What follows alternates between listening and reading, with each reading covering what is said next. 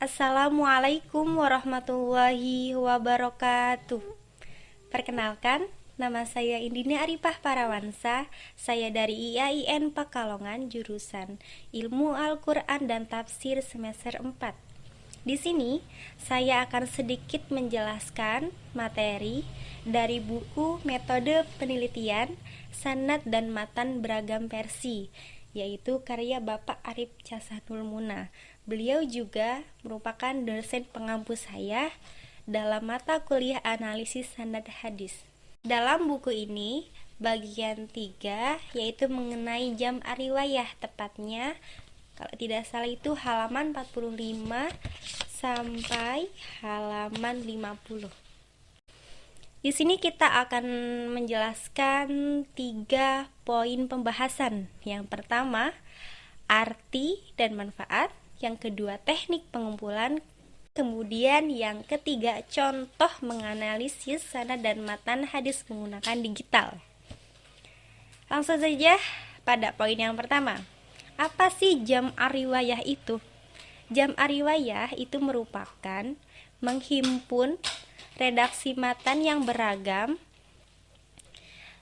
yang memiliki arti yang hampir sama dan mempunyai sanad yang lengkap. Dalam hal ini, keberagaman sanad dan matan dikumpulkan untuk dianalisis persamaan dan perbedaannya, kemudian dinilai dan disimpulkan. Adapun manfaat dari jam riwayah itu sendiri, yaitu 1. Kita agar dapat pemahaman yang tepat. Kemudian yang kedua yaitu mengetahui kesalahan-kesalahan dan proses periwayatan pada hadis tersebut. Kemudian yang kedua, poin yang kedua yaitu teknik pengumpulan. Teknik pengumpulan dapat kita lakukan dengan 2 cara. Yang pertama secara manual, yang kedua secara digitalisasi. Secara manual dapat kita lakukan dengan melihat kitab-kitab seperti hadis Bukhari Muslim, Ibnu Majah dan sebagainya. Kemudian yang kedua dengan cara digitalisasi, yaitu memanfaatkan aplikasi dalam membantu menganalisa sanad dan matan hadis. Zaman sekarang sudah banyak aplikasinya, seperti Maktabah Syamilah, Al-Mausu'ah di At-Tasrif, Ensiklopedia 9 Imam, dan sebagainya.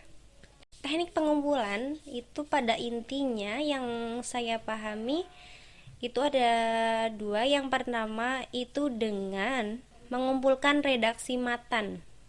Itu yang pertama. Yang kedua yaitu skema jalur sanad atau biasa disebut dengan syajarah al-asanad. Kemudian poin yang ketiga yaitu menganalisis sanad dan matan hadis dengan digital. Yang pertama yaitu kita mencari keberadaan hadis di mana, dalam kitab apa, nomor berapa, kemudian karya siapa, atau biasa kita sebut dengan tahrij hadis. Seperti itu. Kemudian ketika kita sudah mentahrij hadis tersebut, kita membandingkannya atau biasa disebut dengan metode komparatif. Dengan menggunakan metode komparatif ini dapat diambil kemungkinan ada terjadinya yang pertama, pola penambahan atau pengurangan kata atau kalimat pada hadis tersebut atau sering disebut az-ziyadah. Kemudian yang kedua yaitu pola perbedaan posisi kata atau kalimat dalam hadis. Yang ketiga yaitu pola perubahan kata atau kalimat. Dan yang keempat yaitu perbedaan dalam cara menginformasikan hadis tersebut. Dari hasil metode komparatif ini, maka akan menimbulkan efek terhadap analisis matan. Antara lain, perubahan ini tidak menyebabkan perubahan makna. Kemudian yang kedua, pertentangan, namun dapat dikompromikan. Dan yang ketiga yaitu hadis yang pertentangan tapi tidak dapat dikompromikan. atau sering kita sebut dengan munafiyah. Selanjutnya dengan skema pohon sanad ya. Yang pertama kita mencari di aplikasi skema atau jalur sanad dari masing-masing hadis, jalur periwayatan sanad ke atas sampai Rasulullah itu seperti apa. Kemudian setelah itu dari redaksi-redaksi matan tersebut sanadnya itu digabung, dijadikan satu, dijadikan bagan, biasanya itu dijadikan sebagai bagan atau biasa kita sebut dengan iktibar sanad.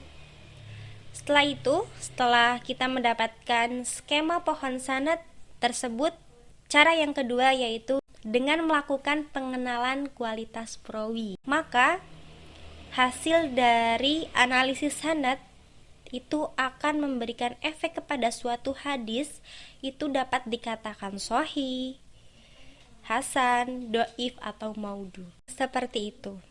Baik, sekian pemaparan yang saya sampaikan. Apabila dalam menjelaskan atau dalam menyampaikan materi saya tidak sesuai atau kurang pemahaman dalam menyampaikan materi, kurang lebihnya mohon maaf dari saya. Wassalamualaikum warahmatullahi wabarakatuh.